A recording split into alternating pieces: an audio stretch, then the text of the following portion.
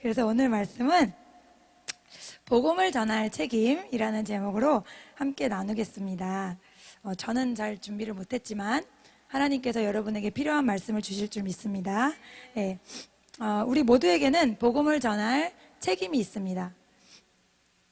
그런데 왜 우리가 복음을 전할 책임이 있는지 말씀을 통해서 한번 확인해 보도록 하겠습니다. 첫 번째로 예수님이 이 땅에 오신 이유가 복음 전파입니다.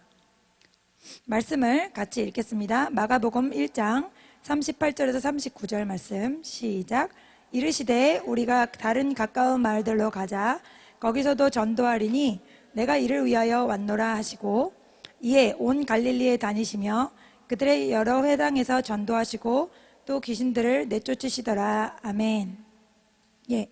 예수님은 여기저기 다니시면서 뭐 하셨어요? 전도하셨고요. 그리고 내가 이것을 위해서 왔다라고 정확하게 이 땅에 오신 목적을 설명해 주셨습니다. 그리고 여러 회당에서 전도하셨다라고 되어 있습니다. 또 마태복음 11장 1절 말씀 읽습니다. 예수께서 12제자에게 명하기를 마치시고 이에 그들의 여러 동네에서 가르치시며 전도하시려고 거기를 떠나가시니라. 아멘. 전도하셨고요. 또 누가복음 20장 1절 하루는 예수께서 성전에서 백성을 가르치시며 복음을 전하실세 대제사장들과 서기관들이 장로들과 함께 가까이 와서 아멘. 이 말씀들을 종합해 보면은 예수님께서 사역하셨던 3년의 기간 동안 전도에 할애하신 시간이 굉장히 많다라는 것을 우리가 알 수 있습니다. 사도행전 10장 38절 43절 읽으면 복음의 핵심이 무엇인지가 들어있습니다. 베드로의 설교입니다. 함께 읽어보겠습니다. 하나님이 나사렛 예수에게 성령과 능력을 기름 붓듯 하셨음에 그가 두루 다니시며 선한 일을 행하시고 마귀에게 눌린 모든 사람을 고치셨으니 이는 하나님이 함께 하셨음이라. 우리는 유대인의 땅과 예루살렘에서 그가 행하신 모든 일의 증인이라. 그를 그들이 나무에 달아 죽였으나 하나님이 사흘 만에 다시 살리사 나타내시되 모든 백성에게 하신 것이 아니요 오직 미리 택하신 증인 곧 죽은 자 가운데서 부활하신 후 그를 모시고 음식을 먹은 우리에게 하신 것이라.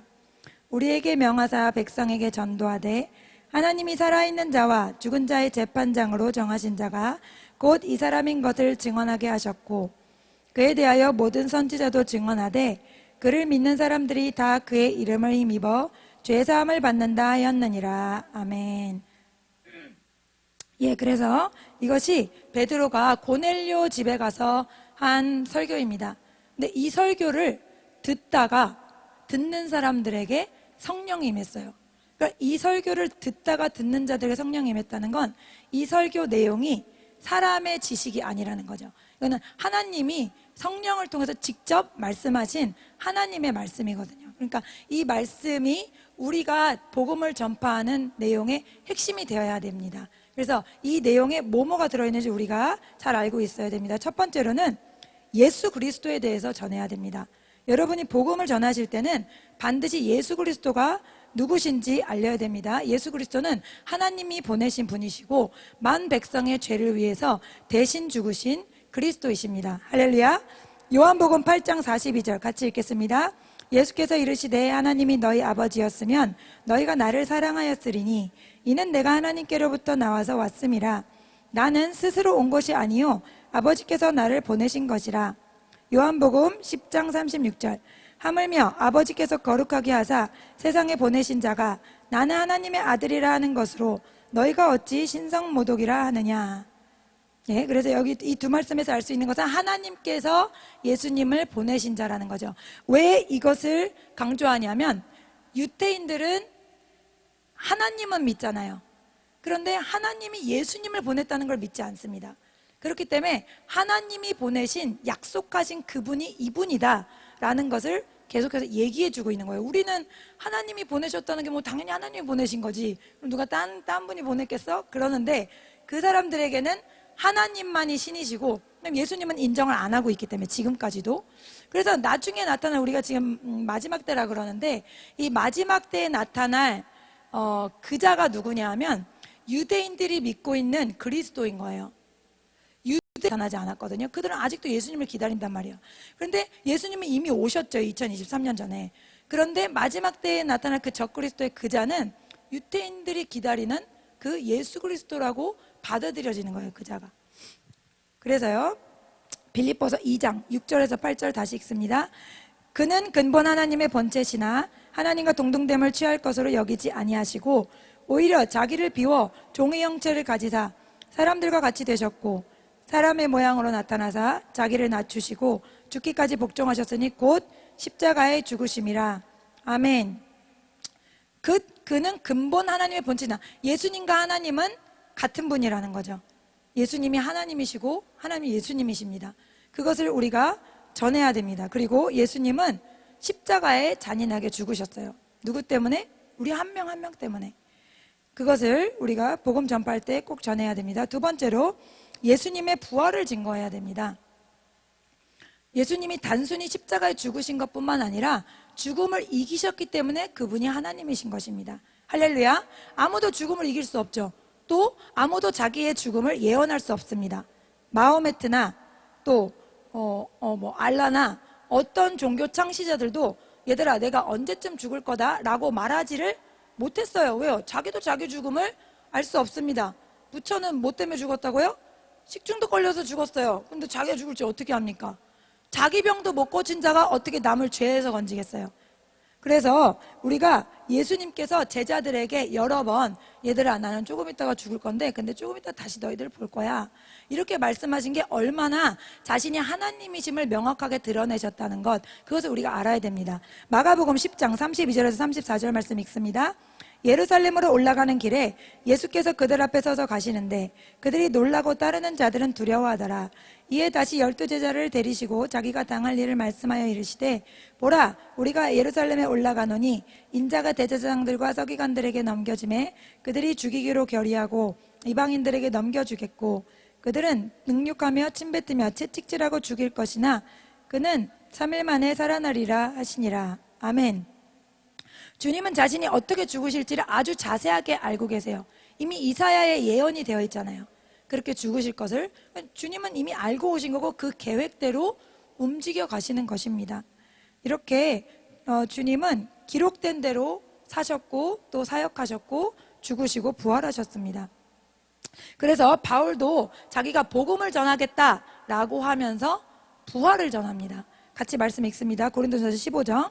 형제들아 내가 너희에게 전한 복음을 너희에게 알게 하노니 이는 너희가 받은 것이요 또 그 가운데 선 것이라.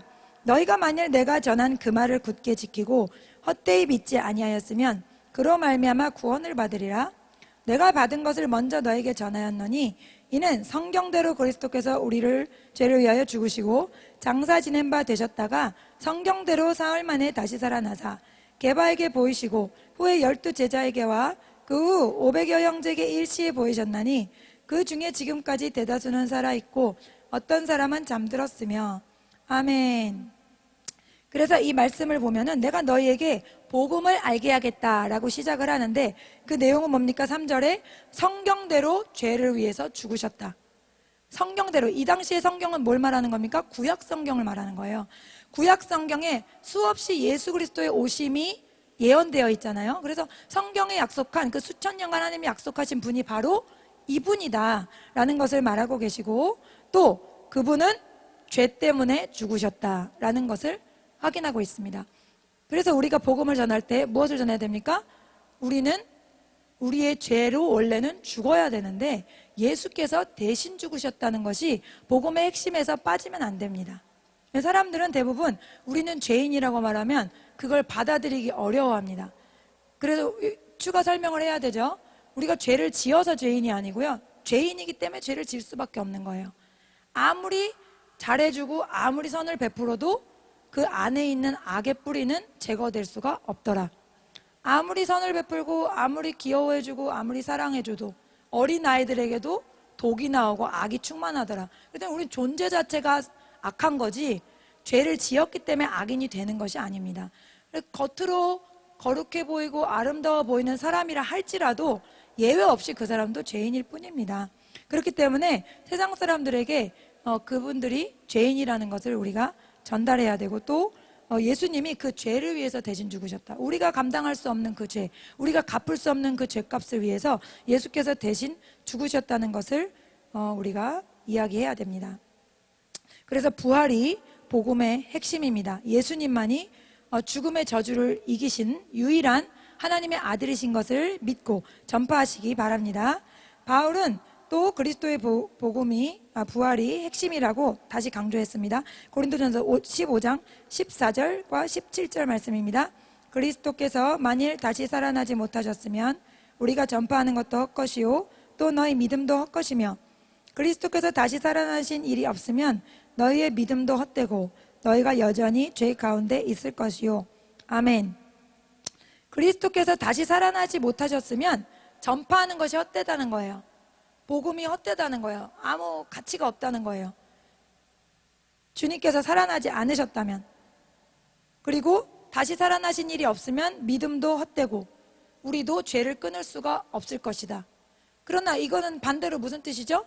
그리스도는 명백히 살아나셨다라는 증언입니다. 할렐루야. 예, 그래서 이 부활이 복음의 핵심이어야 됩니다. 고린도전서 6장 14절, 하나님이 주를 다시 살리셨고 또한 그의 권능으로 우리를 다시 살리시리라. 아멘. 예수님이 첫째 부활이라 그러셨죠. 첫 번째 열매가 되셨다 그랬잖아요.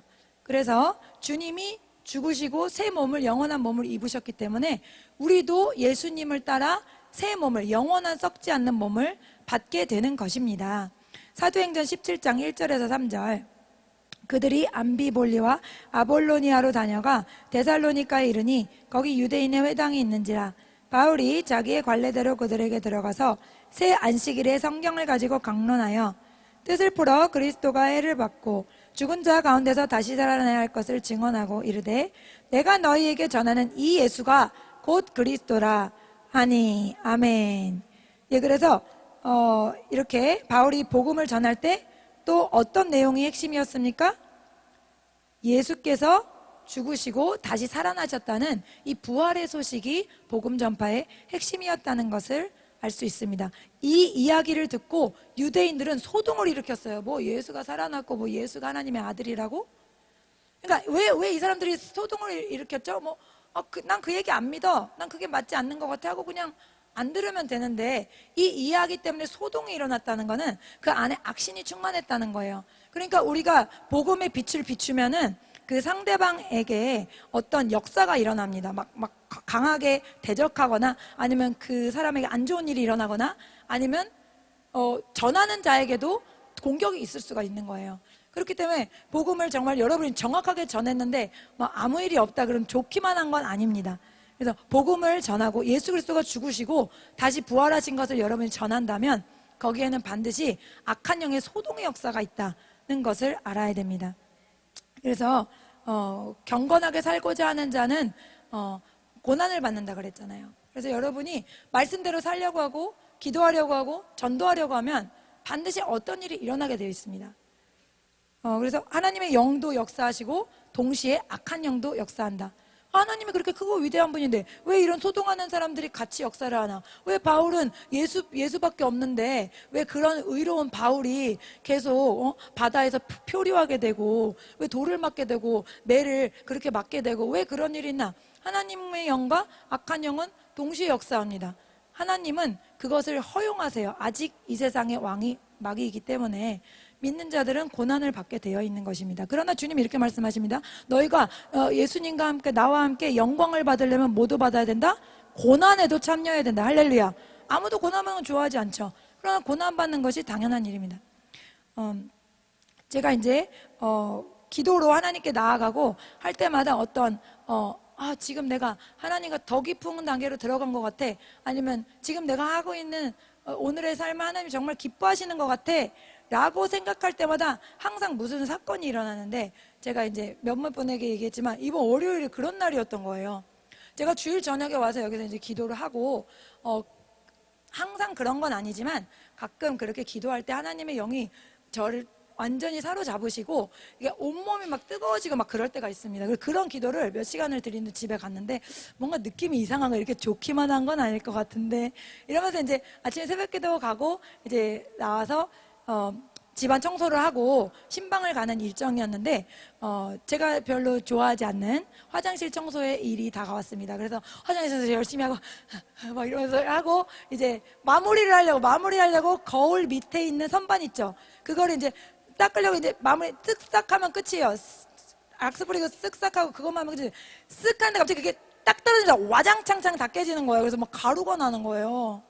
나갈 시간이 20분밖에 없는데 울고 싶은 거예요. 하나님 어떡해요 이러면서 막 이러면서 막 또 치웠어요. 그래서 화장실 청소를 2번 한 격이죠. 그래서 이제 은혜롭게 신방을 마치고 이제 다시 성경 수업에 왔는데 그 월요일이 되게 힘든 날이에요. 왜냐하면 월요일은 문법만 가르쳐요. 근데 애들이 다 문법을 싫어합니다. 저도 힘들어요. 그래서 다 싫어하는 데다가 이상하게 그날은 남학생 비율이 월등히 높습니다. 그래가지고 조심하지 않으면 이상한 밀림의 숲이 돼버리고 막 내가 얘들 가리키는 건지 얘들이 나를 가리키는 건지 모르다 끝나요. 그래서 주님 도와주세요 하고 갔는데 애들이 갑자기 막 왁자지껄 신난 거예요. 그래서 무슨 일이니 또 그랬더니 선생님 계단에 토가 있어요. 이런 거 너무 신난 거예요. 그래서 어디 무슨 일이야? 어디 하면서 다 나갔어. 다 나가서 이미 엉망이 됐어요. 그래서 무슨 일이야? 그랬더니 계단에 토가 되게 많고요. 화장실에는 장난이 아니에요. 그래서 화장실 바닥이랑 변기까지 막 다 토가 되는데 애들이 서로 막 누군지 범인을 찾겠다는 거예요. 그래서 아니 그만해 그랬는데 이제 제가 주님 저 어떡해요 오늘 망했어요 이러는데 빨리 가서 네가 치워라 그런 마음을 주시는 것 같은 거예요. 그래서 할 수 없지 누굴 아무리 생각해도 없어 아무도. 윤 집사님이 제일 가까운 윤 집사님이 일 다니시잖아. 카드가 없어. 그래서 내려왔어요. 그랬더니 아니나 다를까 그 다채로운 음식이 여기 다 껴있는 거예요. 근데 우리 카펫이 이렇게 그냥 카펫이 아니잖아. 이런 카펫이면 그냥 쓸어내고 그냥 물 청소하면 차라리 나. 여기는 구멍이 있잖아요. 여기는 그걸 해본 사람 아니면 몰라요. 그거를 연필로 다 꺼내내야 되는 거예요. 그걸 하면서 지어 화내지 않게 하옵소서. 계속 마귀가 저를 화내게 하고 싶은 것 같더라고요. 그래서 그걸 해가지고 이제 화장실 가서 그걸 다 쓸고 그 다음에 락스 뿌려서 다시 다 닦고 변기랑 모든 걸 다 깨끗하게 다 닦았어요. 하루에 화장실 청소만 3번 한 건 평생에 처음이에요. 그리고 나서 다시 와서 앉았는데 넋이 나가가지고 애들한테 뭘 가르쳐야 될지 모르겠어요. 선생님 우리 지금 뭐해요? 근데 빨리 해야지 하면서 하는데 시간은 너무 많이 갔고 진도는 안 나갔고 그냥 속에서 계속 울고 있는 거야. 하나님 오늘 어떡해요? 망했어요. 그래가지고 되게 슬픈 날이었어요. 근데 그날 제가 너무 힘들어서 끝나고 기도를 못하고 집에 갔어요. 이런 식으로 뭔가 어떤 하나님이 나에게 은혜를 주시고 정말 이렇게 살면 세상 천국이구나 하면 반드시 무슨 뒤집는 일이 일어나는 거예요.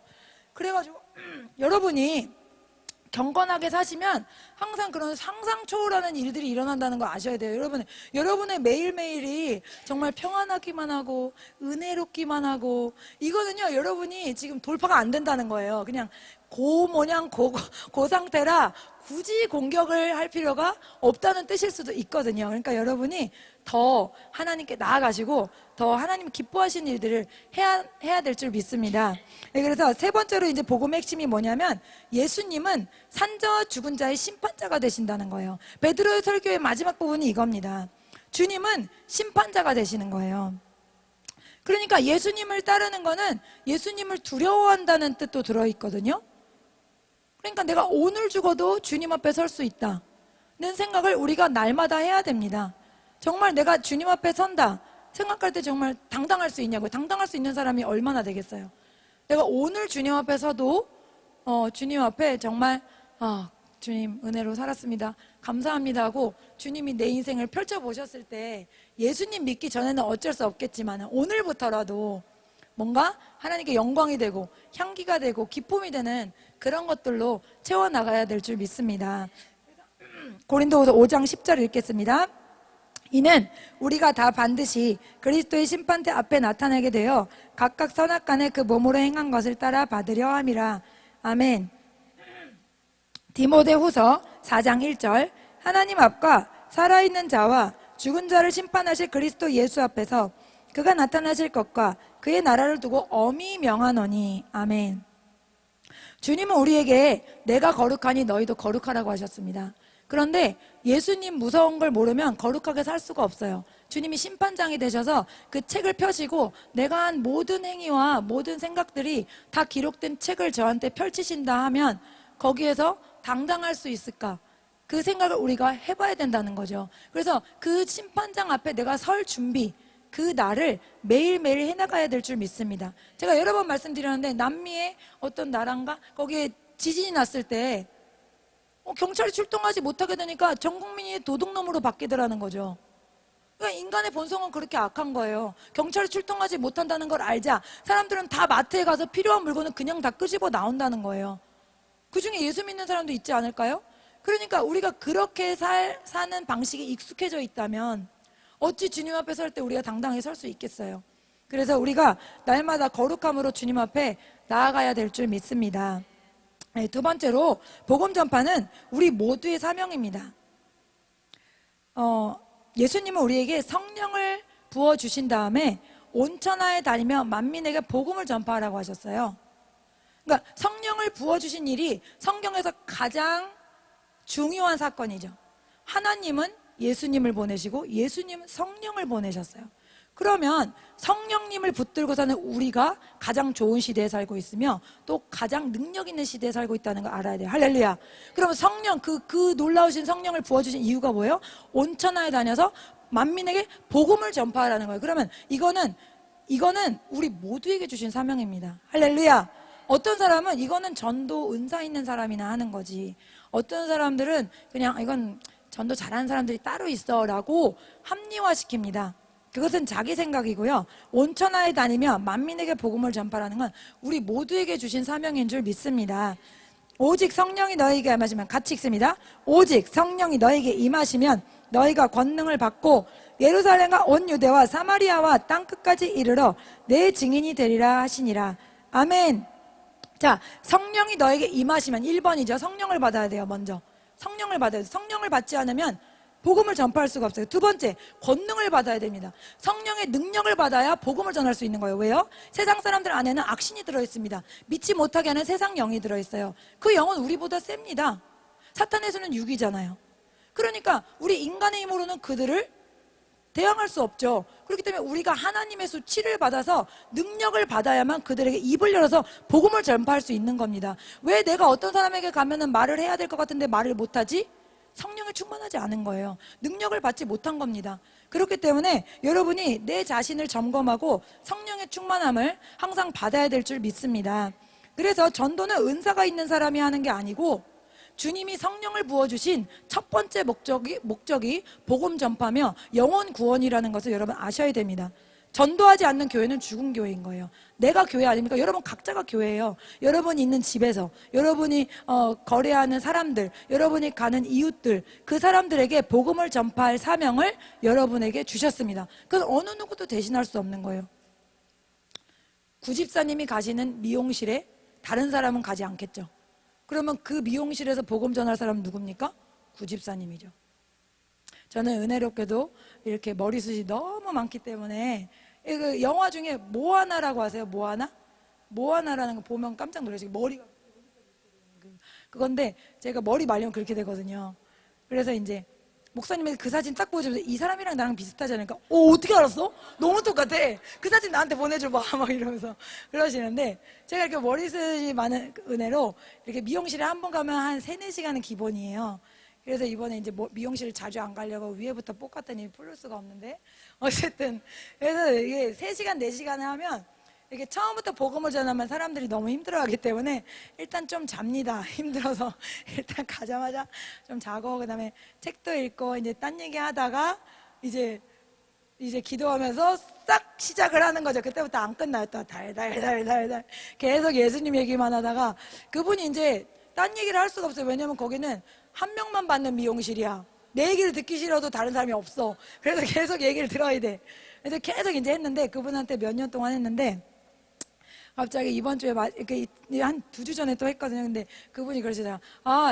손님, 근데 손님 덕분인지 뭔지 저희 엄마가 교회를 다니시게 됐어요. 그래서 너무 좋은 일이에요. 너무 좋은 일이야. 그러면서 제가 이제 기뻐했는데 이제 선생님 차례라고 오실 때 됐다고. 그러니까 근데 직원이시니까 주일날 문 닫고 나오세요 이랬는데 제가 문 닫기가 좀 그래서 아무튼 이러면서 이제 좋은 말로 하시는 거죠. 근데 어쨌든 복음을 계속 전했으니까 하나님이 거두게 하실 줄 믿습니다.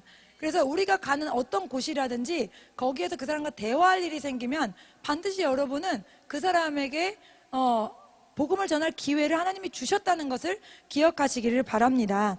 사도행전 5장 42절 보세요. 그들이 날마다 성전에 있든지 집에 있든지 예수는 그리스도라고 가르치기와 전도하기를 그치지 아니하니라. 성령을 받은 사람들은 어땠습니까? 성전에 있든지 집에 있든지, 그러니까 어디를 가든지 뭐예요? 예수는 구세주다, 예수만이 그리스도다라는 것을 전했다는 거예요. 어디에 있든지 위치가 중요하지 않습니다. 그런데 대부분의 사람들은 이 얘기를 듣고 싶지 않아 하죠. 그렇기 때문에 우리가 성령에 충만하지 않으면 눈치를 보게 됩니다. 세상 영에 눌리고 세상 사람의 눈치를 보게 돼요. 주님 여기는 아닌 것 같은데요. 주님 지금은 좀 너무, 이러면서 뒷걸음질 치는 이유는 내 마음 한쪽에는 분명히 주님의 뜻을 따르고 싶지만 내가 성령에 충만하지 않으면 하나님 아버지의 뜻을 이룰 수가 없는 거예요. 그렇기 때문에 내가 담대히 복음을 전할 수가 없다. 그러면 난 성령이 충만하지 않구나. 그럼 내가 지금 1시간 기도한다면 2시간, 2시간 기도한다면 3시간, 기도 시간을 늘려서 엔진을 뜨겁게 돌려야 될 줄 믿습니다. 예, 그래서 주님은 이렇게 말씀하십니다. 심판에 가고 있는 백성들에게 심판이 있다고 전해라. 그것이 내 마음이고 내 사랑이다. 에스겔 3장 17절 같이 읽겠습니다. 인자야, 내가 너를 이스라엘의 족속의 파수꾼으로 세웠으니 너는 내 입의 말을 듣고 나를 대신하여 그들을 깨우치라. 가령 내가 악인에게 말하기를 너는 꼭 죽으리라 할 때 내가 깨우치지 아니하거나 말로 악인에게 일러서 그의 악한 길을 떠나 생명을 구원하게 하지 아니하면 그 악인은 그 죄악 중에서 죽으려니와 핏값을 내 손에서 찾을 것이요 내가 악인을 깨우치되 그가 그의 악한 마음과 악한 행위에서 돌이키지 아니하면 그는 그의 죄악 중에서 죽으려니와 너는 내 생명을 보존하리라. 쉬운 성경으로 다시 읽습니다. 사람아, 내가 너를 이스라엘 민족의 파수꾼으로 세웠다. 내가 하는 말을 잘 듣고 그들에게 경고하여라. 내가 악한 사람을 향해 너는 반드시 죽을 것이다 라고 말하면 너는 그대로 그에게 경고해야 한다.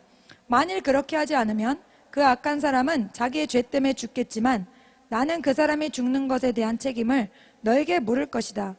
그러나 내가 악한 사람에게 경고했는데도 그가 그 악한 길에서 돌아서지 않는다면 그는 자기 죄값을 받아 죽을 것이며 너는 아무런 책임을 지지 않을 것이다. 아멘. 예. 그래서 내가 너를 이스라엘 민족의 파수꾼으로 세웠다. 파수꾼은 뭡니까? 적이 오는지 보고 보호할 그런 책임이 있잖아요. 그 파수꾼이 바로 우리 자신입니다. 따라합니다. 나는 이스라엘의 파수꾼이다. 파수꾼은 뭐 해야 돼요? 죽을 사람, 심판받을 사람에게 당신에게는 심판이 옵니다 라고 말해주는 게 하나님의 사랑이라는 거예요. 그래서 그것을 대비할 수 있게 하라는 거예요. 내가 전해서 그 사람이 듣지 않았어. 그럼 그 사람 책임이라는 거죠. 근데 죽을 사람인데도 말을 안 해줬어. 하나님이 전해라 이랬는데도 잠깐만요 주님 이러다가 안 전했어요. 그러면 그 책임을 나한테 물으시겠다는, 이 얼마나 무서운 말씀입니까? 그렇기 때문에 우리가 두렵고 떨림으로 하나님의 말씀 앞에 서야 될 줄 믿습니다. 주님은 분명히 17절에 나를 대신하여 그들을 깨우치라. 나를 대신하여 그들을 깨우치라. 하나님의 음성을 직접 듣지 못하는 사람들, 자연 만물을 통해 하나님의 살아계심을 계시해도 깨닫지 못하는 사람들에게 대신해서 말하라는 겁니다. 여러분, 대통령의 대변인은 얼마나 훌륭한 사람이에요.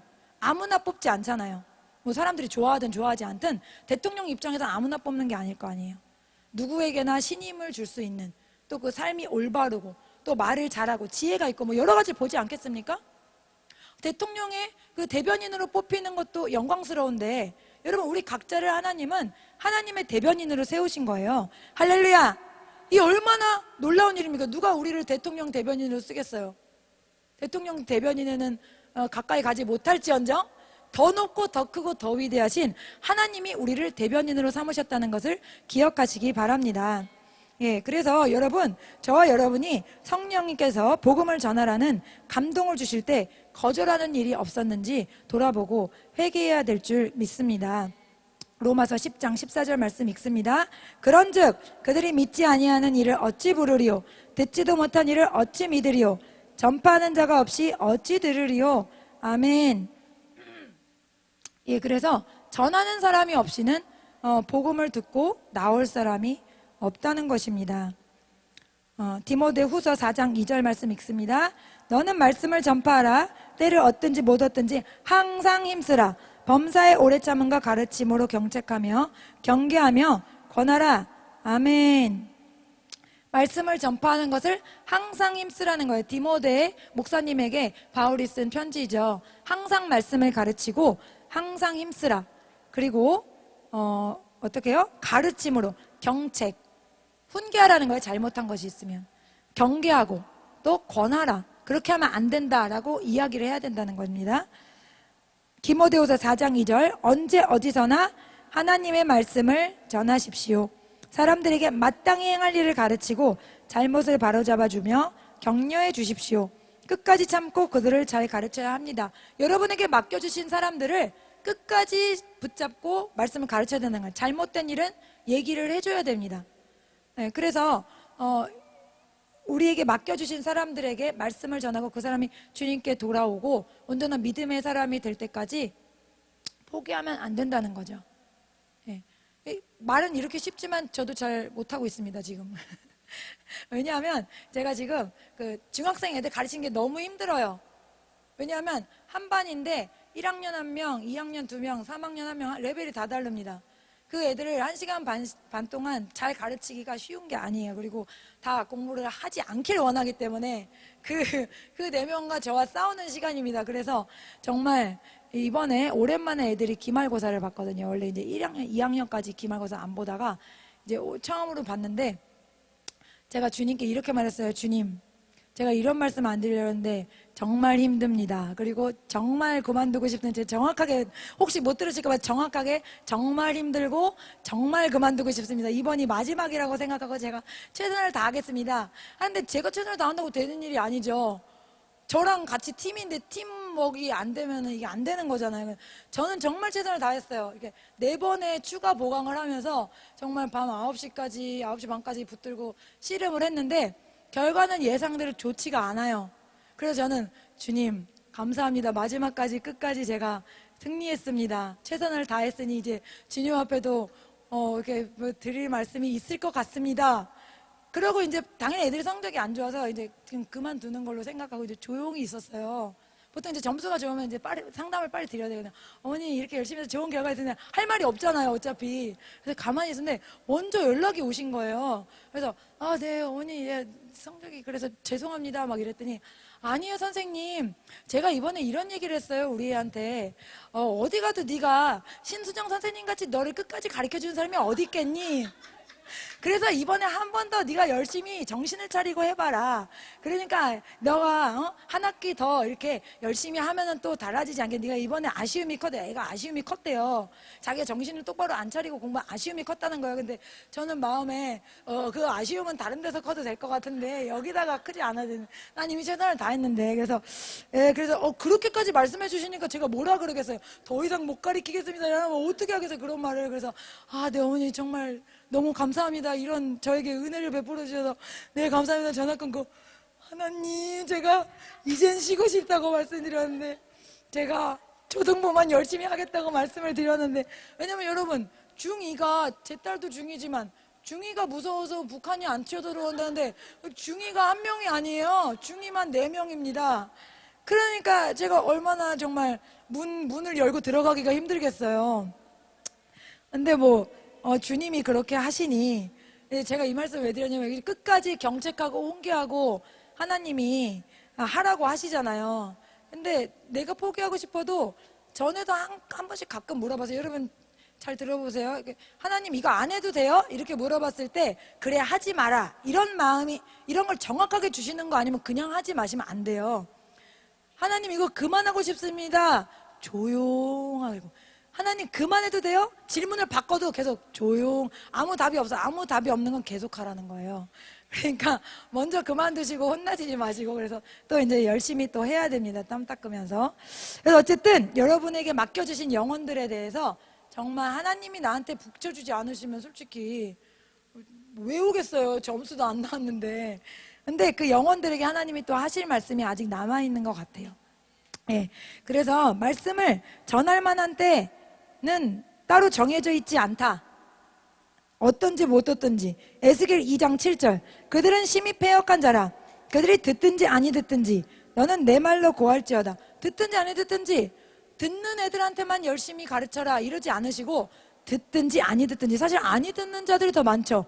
아니 들어도 뭐하라? 말씀을 전파하라는 거예요. 에스겔 3장 11절. 사로잡힌 내 민족에게로 와서 그들이 듣든지 아니 듣든지 그들에게 고하여 이르기를 주 여호와의 말씀이 이러하시다 하라. 바울이 자기의 목숨을 아까워하지 않는 그런 일이 있는데 그것이 바로 복음을 전파하는 일이다 라고 고백했습니다. 사도행전 20장 24절 말씀 읽겠습니다. 내가 달려갈 길과 주 예수께 받은 사명 곧 하나님의 은혜의 복음을 증언하는 일을 마치려 하면은 나의 생명조차 조금도 귀한 것으로 여기지 아니하노라. 이렇게 길에서 예수님을 만나서 놀랍게 회심한 바울의 고백이 뭐예요? 나는 예수님을 전하는데 뭐를 걸었다? 목숨을 걸었다. 생명을 걸었다. 그러면 바울만 걸라고 하시는 겁니까? 우리도 걸라고 하시는 겁니까? 우리도 걸어야 되는 거죠. 우리가 목숨 걸어야 될 군데는 두 군데입니다. 첫 번째, 마음을 다하고 뜻을 다하고 힘을 다하여 목숨을 다하여 주 너의 하나님을 사랑하라. 하나님을 사랑하는데 목숨을 걸어야 될 줄 믿습니다. 두 번째로는 뭘 걸어야 돼요? 복음을 전파하는데 또 목숨을 걸어야 돼요. 우리 어차피 죽어도 다 죽지 않습니까? 복음을 전하다 죽는다면 얼마나 가치 있는 삶이겠어요. 할렐루야. 그래서 여러분, 목숨을 어디다 걸어야 됩니까? 하나님을 사랑하는데 복음을 전파하는데. 예수님이 그 말씀하시죠. 한번 사람의 생명이 재물에 있지 않다. 사람의 생명은 재물에 있는 것이 아니다 라고 가르치세요. 그리고 무슨 얘기 하시냐 하면 부자의 얘기를 잘 하시는, 내가 이렇게 재산이 많은데 어떤 곳간을 질까? 어떻게 내가 즐기고 마시고 놀지? 그러니까 주님 뭐라 그러세요? 어리석은 자야, 내가 너의 영혼을 오늘 밤 되찾으리니, 이렇게 말씀하시잖아요. 그러면 그 부자는 뭐예요? 자기 생명이 없는 자예요. 뭐는 있지만, 돈은 있지만. 그런데 어디에다 목숨을 건 겁니까? 돈에다 목숨을 걸었죠. 마귀는 하나님의 말씀을 다 반대로 만들려고 그러는 거예요. 하나님은 내가 너의 창조주다, 내가 너의 주인이야 라고 말하지만 사탄은 아니야, 너가 네 주인이야, 네 마음대로 해 라고 가리킨단 말이죠. 하나님은 남자랑 여자만 결혼할 수 있어 라고 질서를 만들어주는데 사탄은 아니야, 남자도 되고 여자도 돼, 네 맘대로 하는 건데 그걸 억압하는 게 악한 거야 라고 하나님의 말씀을 다 반대로 가리키는 거예요. 그래서 하나님은 사람의 생명은 재물에 있지 않다, 너의 목숨을 재물에다 걸면 안 된다 이렇게 말씀하시지만 사탄은 뭐라 그래요? 네 목숨을 돈에다 걸어, 그게 네 생명이야 라고 가르치는 거예요. 그래서 수많은 사람들이 돈을 위해서 살지 않습니까? 돈은 아무리 많아도 계속 부족한 거예요. 그게 돈의 특징입니다. 만족이 없어요. 예수님께 만족하고 돈을 받으면 괜찮아. 근데 예수님께 만족을 못하고 돈을 받으면, 그러면 그 돈은 만족이라는 선이 없는 거예요. 그래서 제 친구도 보면은 저보다 훨씬 부유하고 그래도 항상 돈 걱정입니다. 항상 부족하고 외국도 다니고 남편도 좋은 직장이고 하지만 항상 부족을 느껴. 왜 그럴까요? 실제 거대한 구덩이가 막혀져 있지 않기 때문에, 실제 거대한 예수님의 자리가 채워져 있지 않기 때문에 돈에다 뭘 거는 거예요? 생명을 거는 거죠. 돈이 내 생명인데 돈이 부족해. 그럼 내 목숨이 어떻게 될까 걱정이야. 항상 걱정 근심에 사로잡혀 있는 거예요. 어떻게 해야 됩니까? 목숨을 하나님께 걸어야 돼요. 할렐루야. 목숨을 복음 전파에 거십시오. 그러면 여러분에겐 두려움이 없어요. 여러분에겐 기쁨이 충만할 줄 믿습니다. 세 번째, 마지막으로, 죄송합니다. 세 번째로, 복음 전파는 세상에서 가장 귀한 일입니다. 여러분, 사람들이 다 의사 되려는 사람들 많잖아요. 왜 그럴까요? 첫 번째는 멋있어 보여서, 두 번째는 돈 많이 벌어서, 그죠? 세 번째는 귀한 직업이니까 아픈 사람 살리는 게 얼마나 귀한 거예요. 그러나 의사가 못하는 더 중요한 일이 뭡니까? 영원한 죽음에서 건져내는 일입니다. 그 일을 우리 모두에게 맡겨주셨습니다. 할렐루야. 그래서 이 원죄를 고칠 분, 영원히 죽을, 영원히 심판받을 지옥에서 우리를 건질 분은 오직 예수 그리스도밖에 없다. 이것을 전하는 사명을 우리에게 주신 것입니다. 마가복음 2장 17절, 예수께서 들으시고 그들에게 이르시되 건강한 자에게는 의사가 쓸데없고 병든 자에게라 쓸데있느니라. 나는 의인을 부르러 온 것이 아니요 죄인을 부르러 왔노라. 병든 자만 의사가 필요했지 병 안 들었는데 의사가 무슨 필요가 있어요? 걸려있어요? 원죄라는 죄의 병이 걸려있다는 거죠. 이거는 무슨 짓을 해도 고침받을 수가 없는 병입니다. 사람이 부르는 떨쳐낼 수 없는 불치병이죠. 이 병을 고칠 수 있는 분은 오직 예수 그리스도밖에 없는 것입니다. 우리가 집안을 돌보고 직장을 다니고 돈도 벌어야 되고 자녀도 길러야 되지만 이 모든 것보다 가장 중요한 일은 뭐예요? 예수 그리스도를 전하는 일이에요. 그것은 생명을 살리는 일이기 때문입니다. 지하철 선로에 자살하려는 분 꺼집어내면 얼마나 감사해요. 물에 빠진 청년 건너면 얼마나 감사해요. 그러나 꺼집어내도 그 사람 다시 죽습니다. 그러나 우리가 복음을 전하면 그 사람은 영원토록 죽지 않습니다. 할렐루야. 이 귀중 안에 우리가 목숨을 걸 수 있기를 바랍니다. 마지막으로 복음 전파는 사람의 힘으로 하지 못합니다. 복음은 진리고 예수 그리스도를 전하는 일인데 이것은 사탄이 가장 싫어하는 일이에요. 사도행전 5장에서 왜 사람들이 막 동요를 일으키고 막 난리가 났습니까? 자꾸 예수의 이름을 말하는 거야. 제자들이 예수 이름 말하지 말랬지. 근데 우리가 왜 너의 말을 들어야 되냐? 하나님의 말을 들어야 되지 않니? 이러고 계속 말하잖아요. 매를 때려도 좋다 그러고 또 말하잖아요. 근데 계속 2번이나 말합니다. 예수의 이름은 말하지 마. 그러면 반대로 우리는 뭘 말해야 됩니까?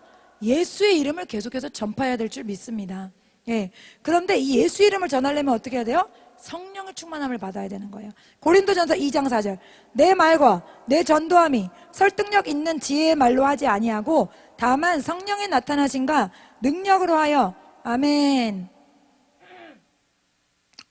여러분, 말을 잘해서 복음을 전하는 게 아닙니다. 공부를 많이 해서 복음을 전하는 게 아니고요, 오직 성령의 능력으로 하시는 거예요. 이거는 지식이 아닙니다. 그렇기 때문에 이거 지식, 성경의 지식이야 뭐 여러 개 배우고 몇 년 공부하면 내용은 끝나요. 근데 우리가 왜 그걸 또 읽고 또 읽고 또 묵상하고 또 듣죠? 거기에 성령의 능력이 들어가기 때문이에요. 그 성령의 능력은 사람의 영을 깨우기 때문입니다. 또 살려내기 때문입니다. 할렐루야. 그래서 우리가 계속 들어야 되는 거거든요. 그러나 우리가 성령의 능력이 없이 지식만 전한다면 그것은 아무 능력이 없는 거예요. 그 사람의 영을 깨울 수가 없는 것입니다. 그래서 우리가 성령의 충만함을 반드시 받아야 될 줄 믿습니다. 사도행전 4장 8절에서 13절, 이에 베드로가 성령에 충만하여 이르되 백성의 관리들과 장로들아, 만일 병자에게 행한 착한 일에 대하여 이 사람이 어떻게 구원을 받았느냐고 오늘 우리에게 질문한다면 너희와 모든 이스라엘 백성들은 알라. 하나님이 죽은 자 가운데서 살리신 나사렛 예수 그리스도의 이름으로 이 사람이 건강하게 되어 너희 앞에 섰느니라. 이 예수는 너희 건축자들의 버린 돌로서 집 모퉁이의 머릿돌이 되었느니라. 다른 이로서는 구원을 받을 수 없나니 천하 사람 중에 구원을 받을 만한 다른 이름을 우리에게 주신 일이 없음이라 하였더라. 그들이 베드로와 요한이 담대하게 말함을 보고 그들을 본래 학문 없는 범인으로 알았다가 이상히 여기며 또 전에 예수와 함께 있던 줄도 알고. 아멘. 베드로가 어부이고 공부도 많이 못했는데 어떻게 이렇게 담대하게 복음을 전하고 진리를 전하냐는 거죠. 그러니까 하나님은 너무나 감사한 분이게 우리가 세상에서는 공부 못했다고 홀대받을 수 있고 가방줄이 짧다고 홀대받을 수 있으며 가난하다고 배경이 없다고 무시받을 수 있습니다. 그러나 하나님 앞에서는 성령의 충만함 받은 자가 높임을 받는 거예요. 할렐루야. 이것은 어디서 구해올 수가 없습니다. 너희가 안약을 사서 바르라고 하시잖아요. 내가 대가를 치러서 말씀을 소리내서 읽고 내가 시간을 투자해서 하나님과 교제하지 않는다면 성령의 능력은 그 어느 곳에서도 받을 수가 없는 것입니다. 할렐루야. 그래서 이것을 주님 앞에 사모하시고 나아가야 될 줄 믿습니다. 누가복음 4장 18절, 주의 성령이 내게 임하셨으니 이는 가난한 자에게 복음을 전하게 하시려고 내게 기름을 부으시고 나를 보내사 포로된 자에게 자유를, 눈먼 자에게 다시 보게 함을 전파하며 눌린 자를 자유롭게 하고. 아멘. 여러분, 전도하는 게 마귀에게 얼마나 위협적인 일이에요. 마귀가 제일 싫어하는 일이 전도하는 일입니다. 마귀가 제일 싫어하는 일이 첫 번째, 순종하는 것, 하나님의 뜻대로 사는 것.